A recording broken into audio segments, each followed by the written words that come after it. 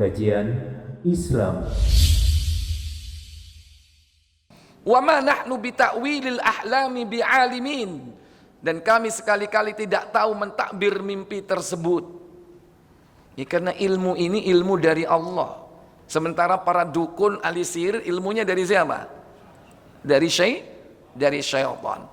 Wa qala alladziina jaa minhuma waddakara ba'da ummatin ana unabbi'ukum bita'wili fa'arsilun. Dan berkatalah orang yang selamat dari kedua orang tadi yang ada di dalam penjara, yakni ingat Nabiullah Yusuf. Sesudah beberapa waktu lamanya, ini bukan sebulan 2 bulan, bertahun-tahun ya, lupa. Kalau Nabiullah Yusuf pernah berpesan kepada salah satu di antara mereka yang selamat. Dia mengatakan, aku akan memberitakan kepadamu, yakni tentang orang yang pandai mentakwil mimpi. Maka diutuslah utusan menemui Nabiullah Yusuf di penjara. Setelah itu datanglah Nabiullah Yusuf di majelis raja. Dalam ayat 46, Yusufu ayyuhas siddiqu aftina fi sab'i baqaratin siman ya'kuluhunna sab'un ijafu wa sab'i sumbulatin khudrin wa ukhra yabisatin la'alli arji'u ila an-nasi la'allahum ya'lamun. Maka pelayan itu menceritakan kepada Yusuf tentang mimpi raja. Yusuf, hai orang yang amat dipercaya, terangkan kepada kami tentang 7 ekor sapi betina yang gemuk-gemuk yang dimakan oleh 7 ekor sapi betina yang kurus-kurus, dan 7 bulir gandum yang hijau dengan 7 bulir gandum yang kering, agar aku kembali kepada orang-orang itu dan agar mereka mengetahuinya. Maka datanglah utusan itu kepada raja bersama Nabi Yusuf dan disampaikan tentang takwil tersebut. Luar biasa, mereka pada tercengang dengan apa yang disampaikan oleh Nabi Yusuf, tidak menduga tentang apa yang diucapkan oleh Yusuf alaihi salatu wassalam. Qala tazra'una 7 sinina da'aban fama hasadtum fadharuhu fi sumbulihi illa qalilan mimma ta'kulun. Yusuf berkata, hendaklah kalian bercocok tanam 7 sinina, yakni selama 7 tahun lamanya, sebagaimana biasa ya yang dilakukan dari tahun ke tahun, seperti yang mereka lakukan sebelum-sebelumnya. Kemudian, maka apa yang kamu tuai hendaklah kamu biarkan di bulirnya, kecuali sedikit untuk dimakan. Fadaruhu fi sumbulihi illa qalila. Jadi sedikit yang dimakan, tapi sebagian besar itu masih ada pada kulitnya. Jadi kalau padi itu masih berupa apa? Berupa apa? Sebelum padi, beras sebelum beras masih berupa apa? Masih berupa padi. Ya iya, maksudnya apa itu? Masih berupa gabah ya. Belum diapain? Belum diselip. Diselip apa diselep? Ya, sebelum diselep ya. Bahkan gabah itu mungkin masih bersama dengan tangkai-tangkainya yang biasanya ditaruh di dalam apa? Lumbung. Masih adakah sekarang lumbung itu? Masih ya. Nah, seperti itu. Biarkan biji itu masih berada pada bulir atau pada tangkainya untuk disimpan sebagian besar, yang sebagian kecil dimakan untuk kebutuhan. Ini brilian apa yang disampaikan oleh Nabiullah Yusuf, bukan hanya mentakwil mimpi tapi juga memberikan solusi. Apa solusinya? Kalau memang benar akan terjadi kekeringan selama 7 tahun, digambarkan dengan sapi kurus dan bulir padi atau bulir biji yang kering, maka hendaklah kau menanam selama 7 tahun seperti biasa. Dan simpanlah hasilnya. Dan kau makan sebagian kecil, dan sebagian besar simpanlah untuk persiapan 7 tahun yang akan datang ketika terjadi paceklik. Dan ini mengajarkan kepada kita ya, bagaimana cara mengelola pangan. Ini kisah Nabiullah Yusuf alaihissalatu wassalam, bagaimana beliau akhirnya dipercaya oleh raja untuk dijadikan sebagai petugas khusus ya. Kalau bahasa kita apa? Hah? Apa?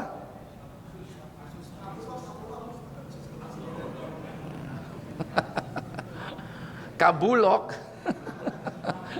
Ya, masing-masing punya istilah. Di tiap negeri masing-masing punya istilah. Apakah setingkat dengan menteri atau perdana menteri, atau memang ada tugas khusus yang menangani masalah pangan ya? Apakah dia termasuk ya menteri pangan, atau mungkin bulog, badan urusan logistik, wallahu alam. Istilahnya macam-macam, berbeda-beda negeri yang satu dengan negeri yang lain. Yang jelas Nabiullah Yusuf menjadi orang penting, menjadi pejabat yang diperhitungkan, yang jadi rujukan raja untuk menghadapi masa-masa yang sulit. Dan tentu Nabiullah Yusuf menjadi pusat perhatian rakyatnya ketika itu. Ikhwatal iman. Kemudian sesudah itu datanglah 7 tahun yang amat sulit. Thumma ya'ti min ba'di dzalika sab'un shidadun ya'kulna ma qaddamtum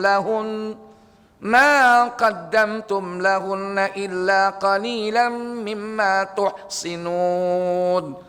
Kemudian sesudah itu akan datang 7 tahun yang sulit, yang menghabiskan apa yang kamu simpan untuk menghadapinya, kecuali sedikit dari bibit gandum yang kamu simpan. Jadi kalau Nabiullah Yusuf keluar dari penjara, berarti tadi berapa usianya? 25 tahun ya. Kemudian terjadi 7 tahun menanam, berarti usia berapa? 32 tahun. Setelah itu terjadi 7 tahun masa sulit. Berarti masa sulit paceklik itu Nabiullah Yusuf di atas usia berapa? Di atas usia terjadi masa sulit mulai dari 32 sampai 39. Masih muda kan? Ya. Ikhwatal iman. Dan ketika 7 tahun Nabiullah Yusuf menjadi pejabat di negeri Mesir, beliau tentu memanfaatkan berbagai macam kemudahan-kemudahan. Dia bisa pergi kemana saja di seluruh negeri Mesir untuk ya sidak, atau mungkin ngecek sana daerah ini mungkin barangkali harus disimpan di sini ya. Tentunya sungguh berbeda dengan saat kita sekarang ya, yang dimudahkan dengan sarana transportasi yang canggih. Kalau pada saat itu paling banter apa Pak? Kuda atau unta. Sementara dalam kondisi geografis seperti itu. Pada ayat berikutnya, ayat 49, "Tsumma ya'ti min ba'di dzalika 'amun fi yughathun nasu wa fi ya'sirun." Kemudian setelah itu akan datang tahun yang padanya manusia diberi hujan dengan cukup, dan di masa itu mereka memeras anggur. Kemudian apa kata raja kepada Nabiullah Yusuf di masa-masa 7 tahun di mana para petani, rakyat ketika itu mempersiapkan diri untuk menghadapi 7 tahun yang sulit. Maka raja berkata kepada Nabiullah Yusuf, "Wa qala al-maliku tuni bih, falamma ja'ahu ar-rasul qala arji' ila rabbika fas'alhu ma balud niswati allati fata'na aydiyahun Inna rabbi bikaidihinna alim.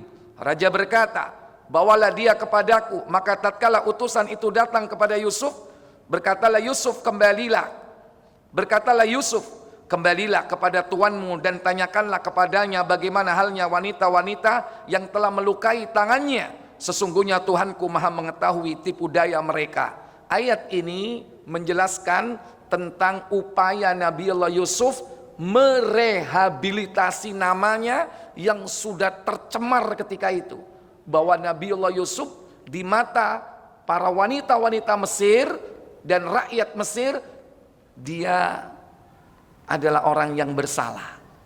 Dianggap telah melakukan perbuatan keji. Itu berita yang terjadi di Mesir. Bahwa Nabi Yusuf itu dipenjara. Walaupun sebagian dari mereka tahu kalau yang salah bukan Yusuf, tapi yang salah siapa? Zulaikha. Tapi sudah kadung tercemar namanya. Berita ini simpang siur. Biasanya orang kalau sudah tercemar namanya lebih cepat ya daripada kebaikan yang dia lakukan. Nah, Nabiullah Yusuf melalui raja ini minta supaya namanya dibersihkan kembali. Dan ini kesempatan bagi Nabiullah Yusuf alaihissalam untuk membersihkan nama baiknya. Kemudian pada ayat berikutnya, qala ma khatbukunna idh rawatudna Yusuf an nafsi qulna hasya lillahi ma alimna alaihi min su'. Raja berkata kepada wanita-wanita tersebut, bagaimana keadaanmu ketika kau menggoda Yusuf untuk menundukkan dirinya kepadamu, termasuk kepada Zulaikha dan juga wanita-wanita teman-temannya Zulaikha yang diundang pada jamuan makan buah. Sebetulnya saat itu mereka berkeinginan untuk memperdaya Yusuf bersama-sama.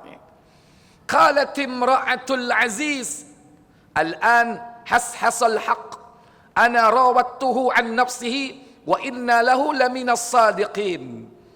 Maka berkatalah istri dari Al-Aziz, hasalillah hashasal haq ana rawattuhu an nafsi. Kami tidak mengetahui sesuatu keburukan daripadanya. Maha sempurna Allah. Sesungguhnya kami tidak mengetahui sedikit pun keburukan dari Nabi Yusuf. Baru ucapan ini membawa dampak yang positif bagi rakyat ketika itu. Karena ternyata terungkaplah siapa yang benar dan siapa yang salah. Nabi Yusuf tidak punya sedikit pun kesalahan. Berarti yang dulu-dulu kemarin itu tidak lain adalah tipu daya daripada istri Al-Aziz. Hashasal haq ana rawattuhu an nafsi. Berkata istri Al-Aziz, sekarang jelaslah kebenaran itu. Akulah yang menggodanya untuk menundukkan dirinya kepadaku. Wa innahu laminas sadiqin, dan sesungguhnya dia adalah termasuk orang-orang yang benar.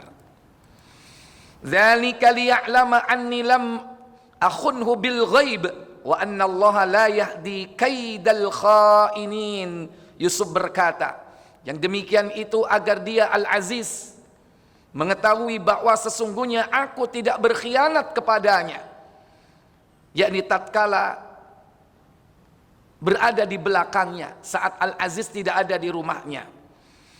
Wa anna Allah la yahdi kaidal khainin, dan bahwasanya Allah tidak akan meridhoi tipu daya orang-orang yang berkhianat. Jadi bukan hanya di hadapan orang-orang ketika itu, termasuk di hadapan bapak angkatnya Al-Aziz yang sudah mengasuh, membesarkan Nabiullah Yusuf di rumahnya dengan penuh kasih sayang, tercemar, tercoreng hanya karena peristiwa tersebut.